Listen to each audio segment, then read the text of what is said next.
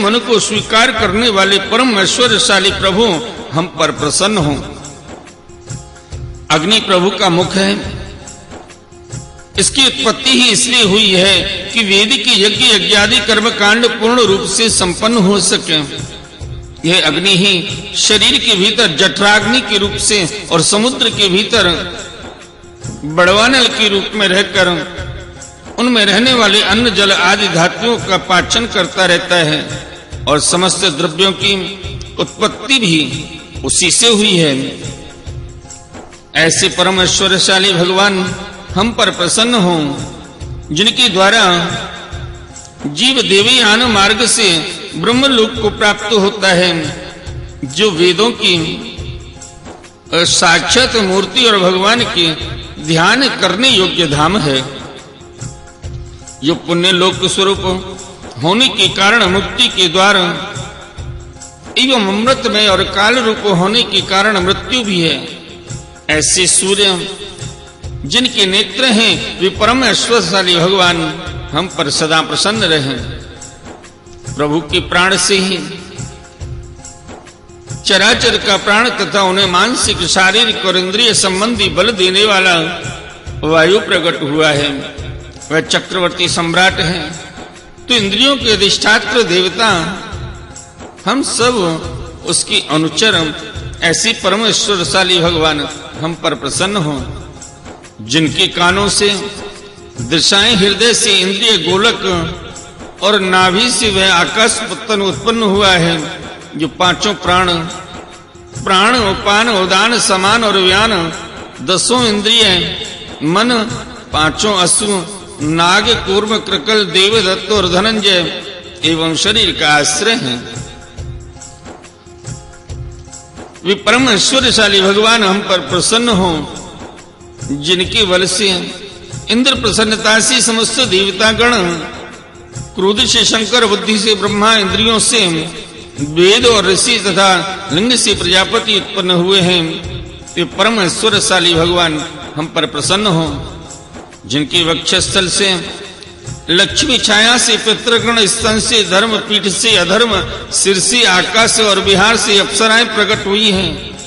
ये परम ऐश्वर्यशाली भगवान हम पर प्रसन्न हो, जिनके मुख से ब्राह्मण और अत्यंत रहस्यमय वेद भुजाएं, क्षत्रिय और बल जंघाओं से वैश्य और उनकी प्रवृत्ति, व्यापार कुशलता तथा चरणों से वेद भाई शूद्र और उनकी सेवा आदि वृत्ति प्रकट हुई है। वे परम ऐश्वर्यशाली भगवान हम पर प्रसन्न हो, जिनके अधर से लोभ और ओष्ठ से प्रीति, नासिका से कांति, स्पर्श से पशुओं का प्रिय काम, मोहों से यम और नेत्र के रोमों से काल की उत्पत्ति हुई है। वे परम ऐश्वर्यशाली भगवान हम पर प्रसन्न हो, पंचभूत काल कर्म सत्वादि गुण और तो कुछ विवेकी पुरुषों के द्वारा वादित किए जाने योग्य निर्वचनीय या अनिर्वचनीय विशेष पदार्थ हैं, वे सब के सब भगवान की योग माया से ही बने हैं, ऐसा शास्त्र कहते हैं।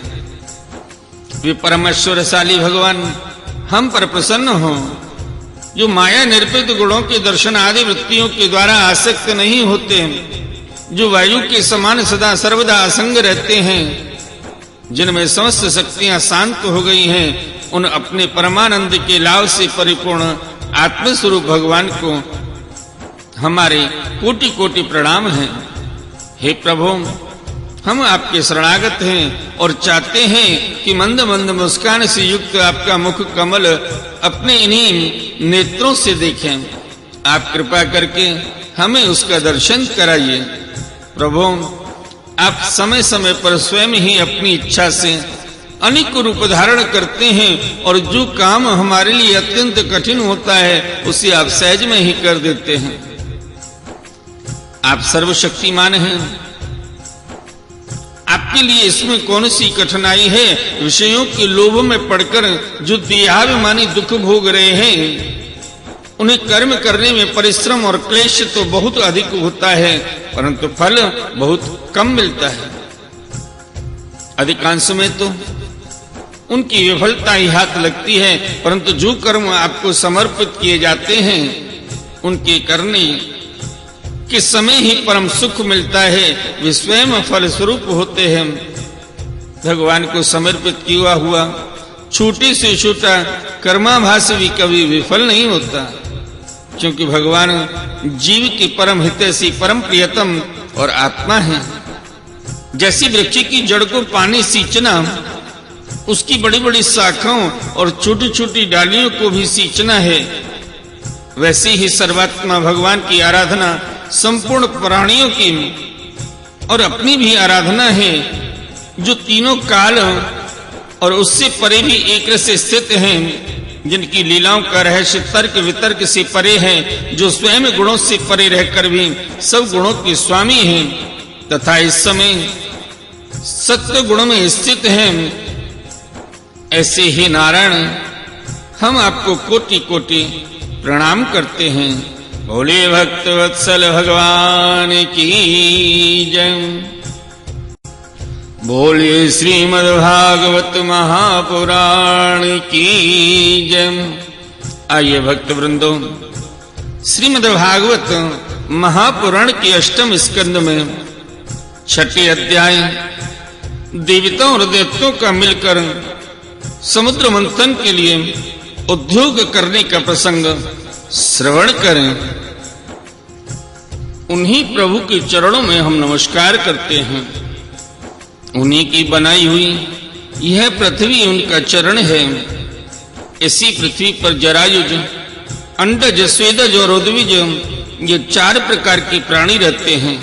वे परम स्वतंत्र, परम ऐश्वर्यशाली पुरुषोत्तम परम ब्रह्म हम पर प्रसन्न हो। यह परम शक्तिशाली जल उन्हीं का वीर्य है। इसी से तीनों लोक और समस्त लोकों के लोकपाल उत्पन्न होते हैं, बढ़ते और जीवित रहते हैं। वे परम ऐश्वर्यशाली परम ब्रह्म हम पर प्रसन्न हो। श्रुतियां कहती हैं कि चंद्रमा उस मनु का मन है। मन चंद्रमा समस्त देवताओं का अन्न बल एवं आयु है। वही वृक्षों का सम्राट एवं प्रजा की वृद्धि करने वाला है। ऐसे मन को स्वीकार करने वाले परम ऐश्वर्यशाली प्रभु हम पर प्रसन्न हो। अग्नि प्रभु का मुख है। इसकी उत्पत्ति ही इसलिए हुई है कि वेद के यज्ञ यज्ञादि कर्म कांड पूर्ण रूप से संपन्न हो सके। यह अग्नि ही शरीर के भीतर जठराग्नि के रूप से और समुद्र के भीतर बड़वानल के रूप में रहकर उनमें रहने वाले अन्न जल आदि धातुओं का पाचन करता रहता है, और समस्त द्रव्यों की उत्पत्ति भी उसी से हुई है। ऐसे परम ऐश्वर्यशाली भगवान हम पर प्रसन्न हो, जिनके द्वारा जीव देवयान मार्ग से ब्रह्मलोक को प्राप्त होता है, जो वेदों की साक्षात मूर्ति और भगवान की ध्यान करने योग्य धाम है। जो पुण्य लोक स्वरूप होने के कारण मुक्ति के द्वार एवं अमृतमय और काल रूप होने के कारण मृत्यु भी है।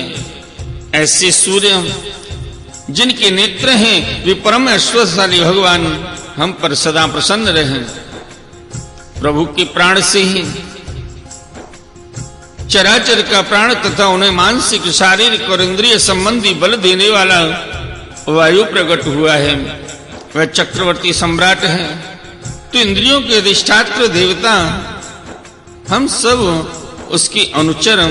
ऐसे परमेश्वरशाली भगवान हम पर प्रसन्न हो, जिनके कानों से दिशाएं, हृदय से इंद्रिय गोलक और नाभि से वह आकाश पत्तन उत्पन्न हुआ है, जो पांचों प्राण, उपान, उदान, समान और व्यान, दसों इंद्रिय, मन, पांचों अश्व, नाग, कूर्म, कृकल, देव, दत्त और धनंजय एवं शरीर का आश्रय है।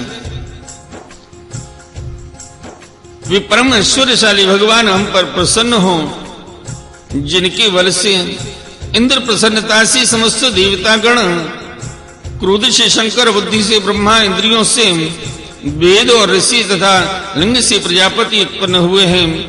वे परम ऐश्वर्यशाली भगवान हम पर प्रसन्न हो, जिनके वक्षस्थल से लक्ष्मी छाया से पितृगण, स्तन से धर्म, पीठ से अधर्म, सिर से आकाश और बिहार से अप्सराएं प्रकट हुई हैं, ये परम ऐश्वर्यशाली भगवान हम पर प्रसन्न हों।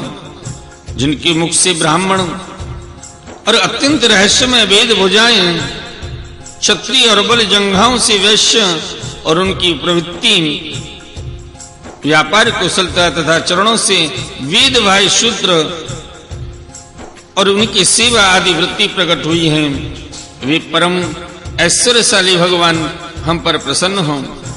जिनके अधर से लोभ और ओष्ठ से प्रीति, नासिका से कांति, स्पर्श से पशुओं का प्रिय काम, मोहों से यम और नेत्र के रोमों से काल की उत्पत्ति हुई है, वे परम ऐश्वर्यशाली भगवान हम पर प्रसन्न हो।